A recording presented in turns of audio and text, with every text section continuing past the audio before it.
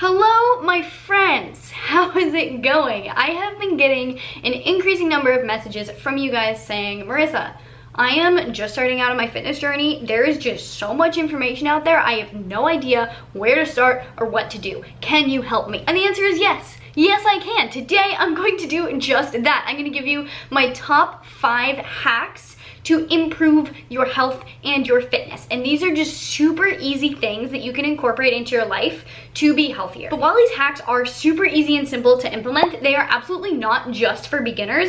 Literally anyone, no matter where you are in your fitness journey, can benefit from implementing these, unless you literally already do all of them. Then just continue on your merry way and be healthy. But these are gonna be particularly helpful if you are starting from like level 0, never done any sort of fitness or health stuff in your life, and you're just looking for a good couple things to implement to help boost your health. But without further ado, I wanna get onto hack number 1 because it involves food. And I am kind of hungry, so I would like to eat said food. But in the meantime, please do give this video a big thumbs up if you're excited to start implementing these hacks, and make sure you hit that subscribe button to see more videos from me. And while you're hitting those buttons, let's go to the kitchen. Hack number 1 is here to help you eat more veggies, because veggies are packed with micronutrients that our body needs to function properly. Like, veggies, really important to get into your diet. For the most part. It may surprise you to know that I have never really been a veggie lover. I eat a lot of veggies, but I've never particularly enjoyed them, especially when I was little. Like, I was really not a veggie person. I ate my veggies because my mom made me eat my veggies, but like, that's the only reason I ate veggies. But that kind of changed quite a bit in the last year or so when I discovered this ultimate way of cooking vegetables to make them taste good and make them actually enjoyable. So what you're gonna do is you're gonna chop up your veggies in any way that you like. I have basically been living off of sweet potato lately because I'm on this reverse diet, but you can use any veggie of your choice. I recommend squash, carrots, other squash. There are so many different kinds of squashes. It's actually incredible. You can do this with zucchini. Oh wait, that's another kind of squash, isn't it? Just walk into your local grocery store and just collect all of the vegetables. Grab something new if there's a vegetable that you haven't tried. This is a great way to introduce new vegetables into your diet as well. So, the ultimate way to cook vegetables is to roast them. So, I have my oven preheated to 425 degrees. For softer vegetables, I like to roast them for closer to like 15 minutes. For harder vegetables like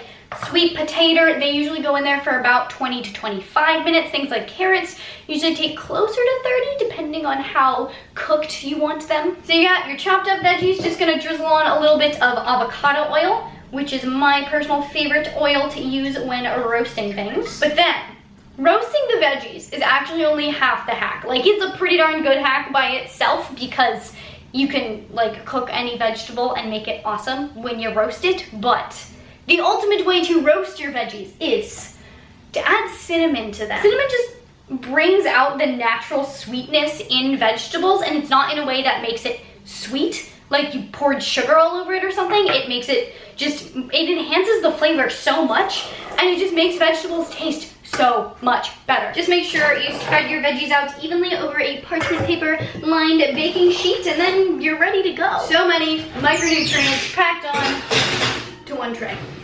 So while I'm waiting for those to cook so I can eat them, we're gonna move along to our next little hack. Hack number 2 is to get yourself a water bottle. If you're like me, you don't drink enough water. Now, I do think that drinking water is massively overemphasized in the whole health and fitness space. I absolutely do not think it's necessary to be chugging like a gallon plus water a day unless you're a very large human. Like, you don't need to be drinking a ton of water every day. You don't have to be drinking water constantly throughout the day to be healthy, but you do need a certain amount of hydration. I'm really bad at drinking water. Like, before I got this, I was drinking maybe like a glass of water a day, and everything else, like all my other liquids, were like in my smoothies or in my lattes, and it's like, that's not, you know, I should be drinking at least one of these per day. A generally good rule of thumb for how much water you should aim to drink per day is half your body weight in ounces. So if you weigh like 130 pounds, half of that is 65. So you should drink about 65 ounces per day. But that is going to vary quite a bit from person to person, depending on what environment you're in, if you're exercising more that day, if it's hotter that day. You basically just need to replace the fluids that you lose throughout the day through urination, through sweating, etc. I can't stress enough that you do not need to be drowning yourself in water every day, but you should probably be drinking more than like 8 ounces of water a day, like I usually do. So that is why I got this water bottle, because I was not drinking nearly enough. Having this full and having this sit on my desk next to me, just if I get bored or something, the first thing I reach for is this water bottle. So this is the 32-ounce Hydro Flask, and I'm honestly still working on getting myself to finish an entire one of these a day. Making sure you're drinking enough water throughout the day will not only help your body function better, because water is critical for human function and survival, but it will also help you be a lot more in tune with your hunger signals. If you are especially thirsty, your body might confuse that for hunger. And again, I do think that's a little bit overemphasized in the health and fitness space, but it is also true. You should not be replacing meals with water, and if you're actually hungry, you should definitely eat, but you should also at the same time be making sure that you're drinking enough water. Also, how cute is this? I absolutely love the color. It's very pretty. Moving on to hack number 3. You may be wondering, Marissa, why are you in the bathroom? Well, first of all, can we appreciate like this even lighting? This is actually amazing. I kind of just want to film all my videos in here, but that might be a little weird. Anyway, hack number 3 is to pick spots that you go to frequently in your house or at the office or school or wherever you spend a lot of time. And whenever you go to those spots, you do some activity. So something that I did back like a year and a bit ago when I was going through all of my mobility stuff and working on corrective exercise, and I actually stopped weight training. This is something that I increased a lot, and one of my go-to things to do was every time I went to the bathroom, I would do 20 body weight squats. Yes, I even did this at work. My boss probably wondered why I would always take so long in the bathroom.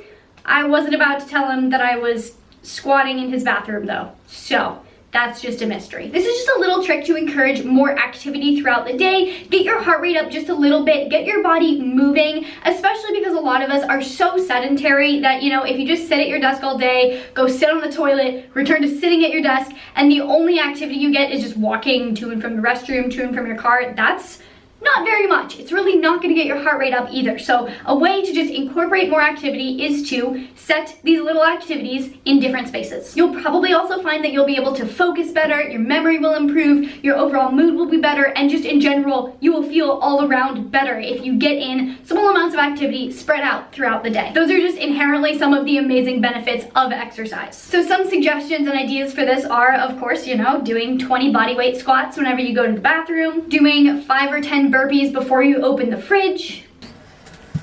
You could do 15 incline push-ups before you sit down at your desk, maybe some oblique crunches whenever you get into your car, and maybe doing 20 jumping jacks before you sit down on the couch.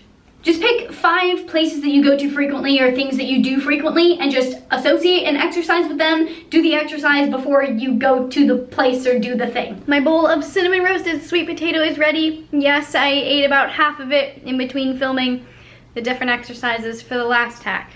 Don't judge me, I'm hungry. So I'm gonna go ahead and eat this and then catch up with you guys in a little bit for the next hack, because that also involves food and I want to be able to eat all of the food, so I need to digest this first. Look at me, drinking my water, the picture of health. I am currently cooking dinner and I wanted to share with you hack number 4, well that's 8. Hack number 4. Hack number 4 is to meal prep in some capacity. It is so much easier to make bad decisions when it comes to food if you don't have something healthy on hand. Like if you're coming home from work, it's been a long day, you do not want to cook dinner, and you're passing by like a restaurant that is not as healthy, it is so much more tempting to go just pick up food on your way home, eat the bad food instead of coming home and cooking food. So if you already have something prepped and prepared that's healthy, ready to go, it's so much easier to make that healthy decision and keep yourself on track. For me personally, when I have food prepped, if I'm thinking, oh, maybe I should go to Chipotle or something like that, I'm like, wait, I don't want to waste food. Like I'm wasting food, wasting money if I go to Chipotle instead of eating my prepped food. So I kind of feel guilty and end up eating my prepped food even if I want to eat something else. But if you'll remember, I guess probably about a year and a half ago now, I tried to be very consistent with meal prepping. I was meal prepping breakfast, lunch, and dinner every Sunday, had all my snacks ready to go, and gave myself a little bit of wiggle room. I think I prepped about 250 calories less than I needed for the day so that I could just go out and get like a treat or something like that to fill the rest of my calories, and I had a little bit of, you know, leeway with what I was eating. But I found that that just did not work for me. It massively stressed me out. Having to just do like a big grocery shopping trip every weekend was just not feasible. Retrospectively, I don't know why that was so difficult, but I did not enjoy it. And it was mostly the fact, I think, that I was trying to minimize, you know, wasting food. I didn't want to buy any more than I needed specifically. And so I was trying to figure out like, okay, I need this giant bunch of kale and I need a tiny bunch of kale. How am I going to figure out how to get the right amount of kale? And it was kind of a nightmare. And the other big thing is that I felt massively restricted when I prepped this way. As soon as I got 2 days into a new week of prep, I wanted to go off the walls and just eat literally anything else other than what I had prepped. And so I ended up over consuming a lot of food because I would eat what I had prepped because I didn't want to waste it, and then I would feel restricted, so I'd go eat more, and it was a recipe for disaster for me. But I know that meal prepping that way does work amazingly for some people, so I'm not at all saying it's a bad idea. I'm just saying that is why I don't personally do that anymore. Instead, right now, I am pretty much cooking most of my meals when I want to eat them, but if there's a week, or I know there's gonna be a couple weeks where I have a lot of extra work to get done, I know I'm gonna be more stressed, I know I won't have as much time to spend in the kitchen, then that's when I really like to use a meal delivery service. My go-to meal delivery service is Green Chef. I absolutely love it. Not only are their ingredients super high quality, but their recipes always blow my mind and give me inspiration for things to make myself. And so how it works is you pick one of their many meal plans. They have, let's see, they have paleo, vegan, vegetarian, pescatarian, Mediterranean, heart smart, lean and clean, keto, gluten-free, and omnivore as meal plan options to choose from. So they have a huge variety of options. You can kind of fit whatever you want. So you pick your plan, and then Green Chef basically does all of the meal planning, grocery shopping, and prep work for you for the week. And then they send you the ingredients pre-measured, mostly prepped, and perfectly proportioned. And let me tell you how much easier my life is not having to figure out if I need a big carrot and a small carrot, or a big carrot and a medium carrot, in order to not have any leftover carrot. They send you the exact right amount of carrot, or whatever other ingredient is in the food. They also send along pre-made dressings, spices, and seasonings, which adds so much flavor, which is honestly probably what makes all of their food so good and why I can't compete, because I am way too lazy to make my own sauces and dressings to make my food taste good. All the recipes are super quick and easy, and they come with step-by-step instructions that have chef's tips, as well as pictures that you can follow along in case the directions are not self-explanatory enough. I honestly usually just kind of follow the pictures and hope for the best, and usually turns out okay. So getting a Green Chef box is immensely helpful for me when I do have weeks where I just don't have enough time to do all of the prep work myself. It just makes life so much easier. So I'm in the middle of making the mojito shrimp. I have some rice cooking up over here, which actually I think the timer just went off, so I can let out that steam. We need to fluff it. Then I have some shrimp marinating in their pre-made marinade. Not gonna lie, I don't know if I'd actually ever made my own rice prior to this reverse diet, but it's a good skill to have.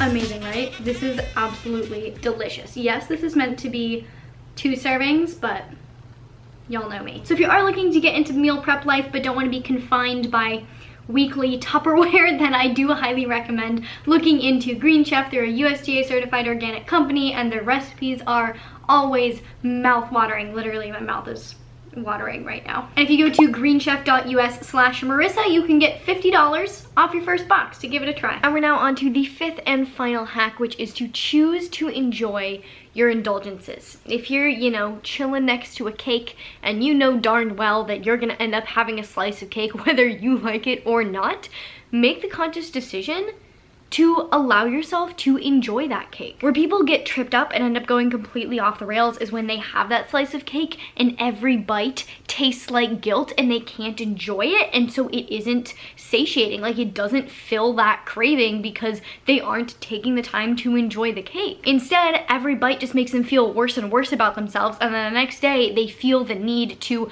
compensate in some way, whether it's exercising harder, restricting food, or some other not so great behavior. For example, for dessert, I'm about to have some chocolate from my chocolate guide. This is the Dominican chocolate in 72%. And I know this isn't like the most indulgent of indulgences. It's definitely not like donuts or cake or anything like that, but we're gonna use this as an example. When I decide to have the chocolate, I decide that I want to enjoy something sweet. I decide that I want chocolate, and so I have the chocolate. And so when I'm eating the chocolate, I feel zero guilt whatsoever about the chocolate. I can sit there and enjoy every little bite of it, and it's great. And you know, obviously you can take this too far. Like, the guilt is there for a reason, because you probably don't want to be eating an entire chocolate cake every day. Like, that is just not healthy for your body. But if you're enjoying treats in moderation, there is zero reason to feel guilty about it. Allowing yourself to enjoy food encourages a positive relationship with food. This thought process can take one event and drastically change the outcome. If you go to a wedding and decide, okay, I'm gonna have 2 slices of cake and I'm gonna enjoy the heck out of that cake. You can go to that wedding and enjoy the heck out of that cake and not feel bad about yourself for it. But if you go to that wedding and say, I'm not gonna have the cake is bad, we should avoid cake, then you end up walking by the cake and you grab a slice of cake and you're like, I shouldn't do this, but then you start eating the cake anyway, and every time you take a bite you feel more and more guilty. That just sets you up for a real bad night, a real bad next day, and just generally a not healthy relationship with food. I hope this makes sense, because I think this is one of the key ways that I personally am able to maintain a really good relationship with food while dieting, while restricting my diet in different ways. But anyway, all of this talk about chocolate and cake is making me really want to dive into my chocolate bar. So I'm gonna leave you guys here with these 5 hacks. If you have any hacks of your own, please leave them down in the comments below and we can all share and hack our way through health and fitness together. If you did like this video, please do give it a big thumbs up for me. I really appreciate it. It really supports my channel. Please share this video with your friends and your family and your neighbors. If you want to see more videos from me, I will link some over here, and please do hit that subscribe button if you're interested in seeing future videos, and also hit that notification button so you get notified about the videos, and I will see you very soon. Bye.